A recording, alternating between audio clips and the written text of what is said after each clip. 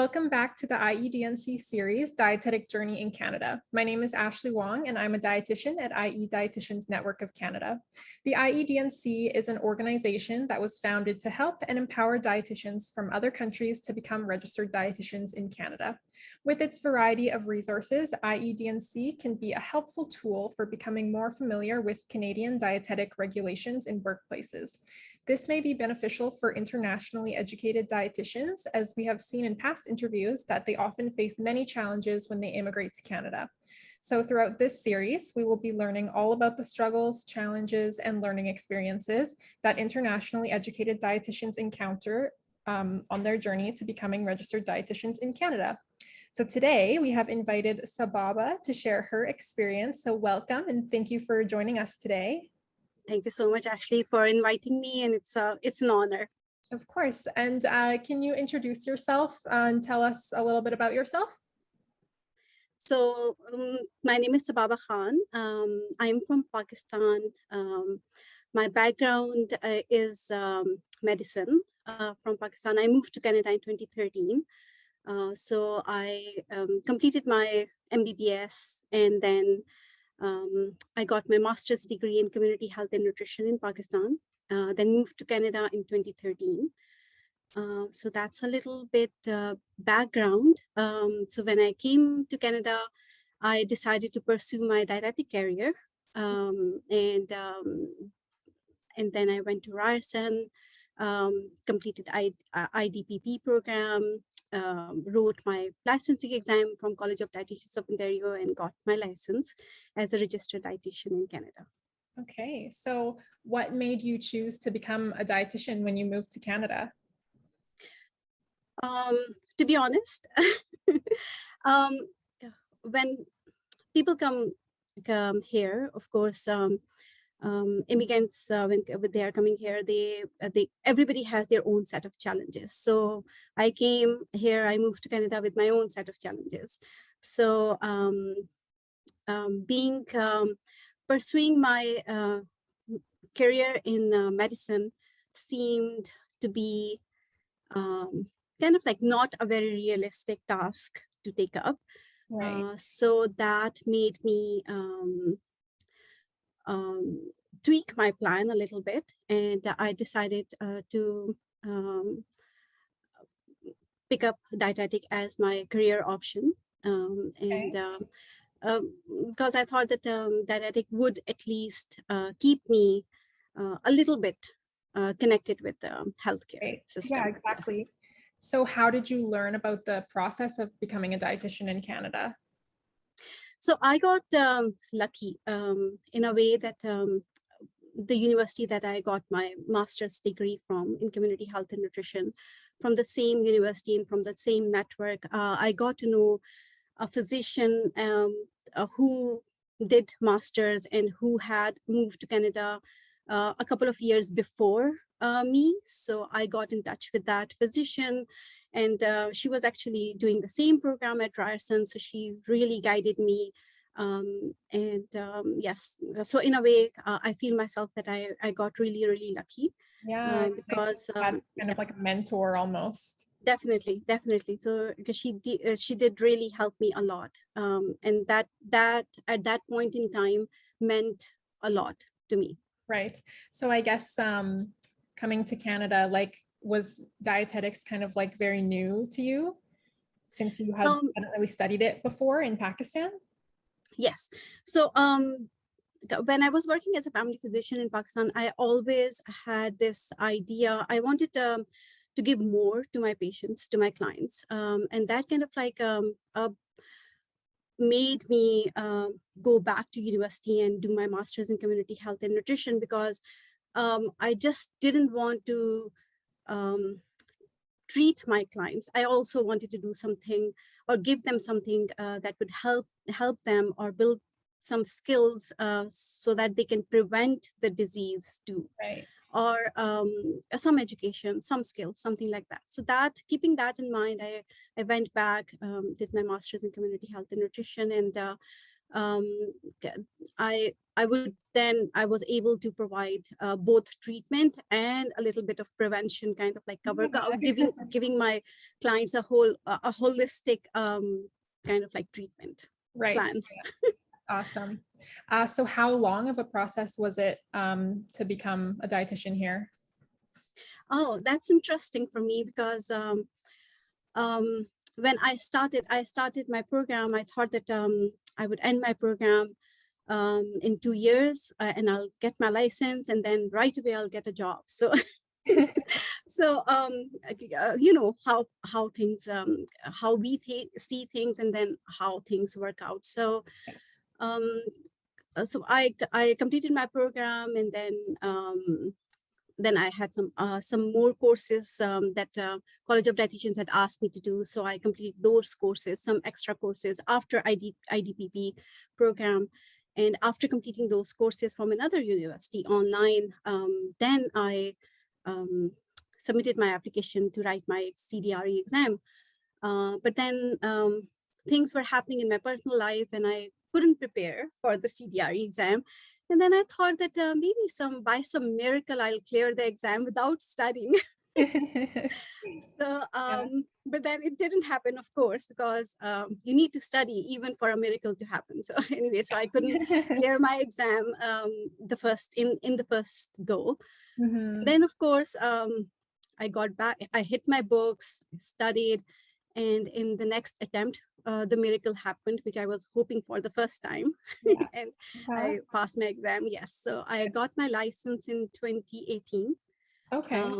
and started working as a registered dietitian with family health teams, with Nutrition Wise and some other clinics. Yes.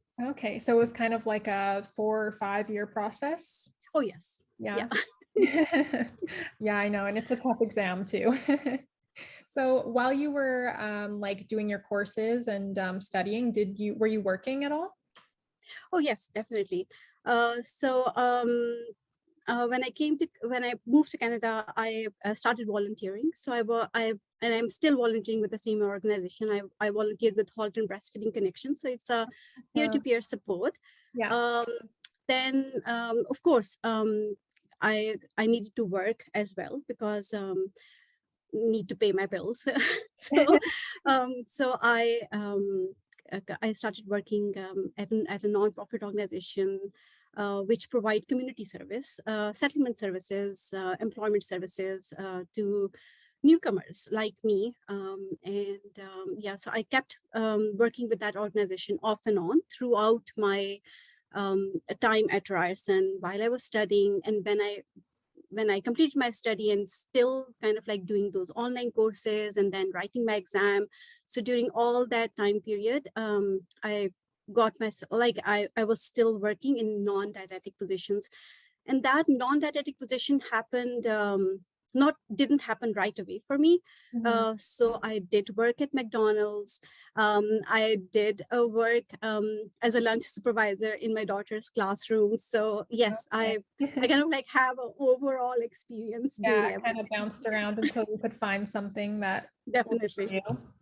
Yeah. definitely. So when you were studying for the CDRE, how did you prepare for it like the second time around? Oh yes, I got lucky because my colleagues who cleared the first time, they were there to help me. So it's always important to have a really good network around you.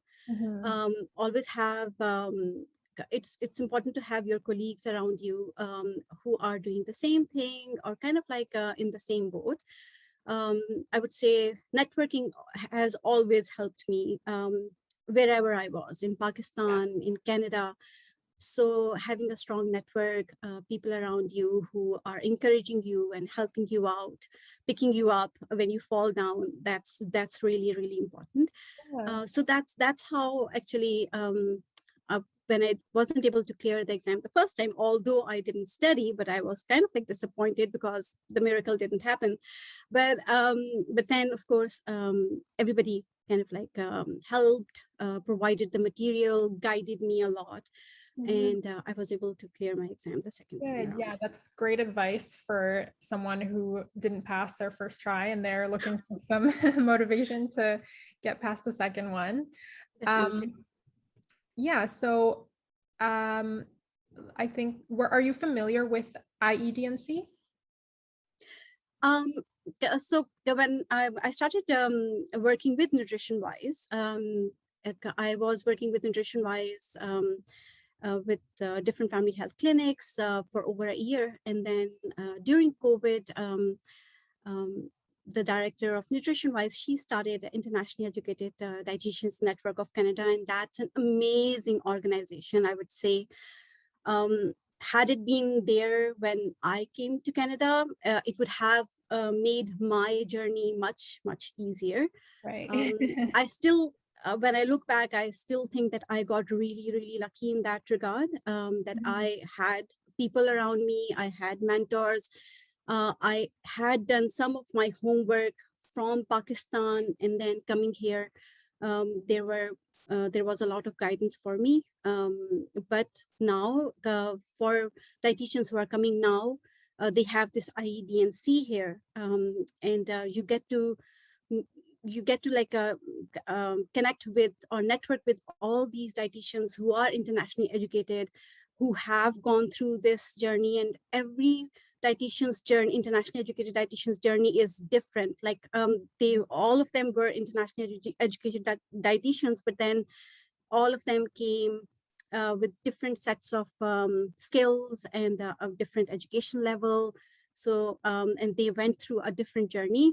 So anybody who is coming now and being a part of IEDNC, they get to have a diverse experience, and they can definitely get a lot of guidance from this network. And of course, IEDNC now, they have made these courses for CDRE prep, and of course, so many other courses that covers all the competencies and practice indicators that all that those are required by CDRE by CDO, and CDRE exam that covers all those competencies. So it's really amazing. It's a really amazing program. It's really helpful. It's like one-stop shop for all your needs as an internationally educated dietitian. Exactly. And yeah, and that's like kind of the point of these interviews, is to kind of show the struggles and challenges that people go through, and that there is something that can be helpful to them, right? So that's true. That's what I think. I think all of these interviews that you have been doing, and all of these dietitians that are rising up to the challenge and coming up and then sharing their journeys, the idea or the big picture behind is so that dietitians who are coming now, they have it much easier than we had. right. So their journey becomes easier. So Exactly. Yeah. So the last thing that I want to ask you is, do you have any tips for dietitians who are planning to come to Canada or are already here and going through a similar journey? oh yes, definitely. I have a couple of tips actually. Okay. First and foremost, education is one thing, but then your transferable skills and your soft skills are another thing, and that's really, really important in doing whatever you decide to do. So that's really important, developing on your transferable skills, on your communication skills, on your networking skills, being resourceful and being flexible. So that keeping a goal in mind, but then there might be a longer path to achieve that goal, or you might need to take like different routes to get to your goal. So it's not always that you will get a job in dietetics or you will get a full-time job in dietetics. So you might have to do multiple things. So be flexible, be open to new ideas, and always ask for help. People if you ask nicely, most of the people will go out of their way to help you. So always never hesitate to ask for help, and always try to reach out to anybody who you can see has experience in that field, and try to connect with them, try and ask for their guidance and help. Awesome. Thank you. That was amazing advice. I'm sure a lot of people will find that very helpful. So thank you so much, Sababa, for sharing your journey with us. Thank you so much, Ashley. Thank you for having me. Thank you. Of course. And lastly, I would just like to say that many dietitians that immigrate to Canada share similar struggles and experiences to Sababa, and having a resource available like the IEDNC can be extremely useful to learn the ins and outs of Canadian dietetics. And with information on workplace regulations, continuing education, and many other resources that Sababa mentioned, like webinars, courses, volunteer and networking opportunities, and much more. Everything's kind of all in one place to make your journey a lot less stressful. So visit our website if you're interested or would like more information, and you can contact us if you have any questions, and our representatives will be happy to help. That's all I have for you today. Thanks everyone for watching our Dietetic Journey in Canada series, and I will see you next time.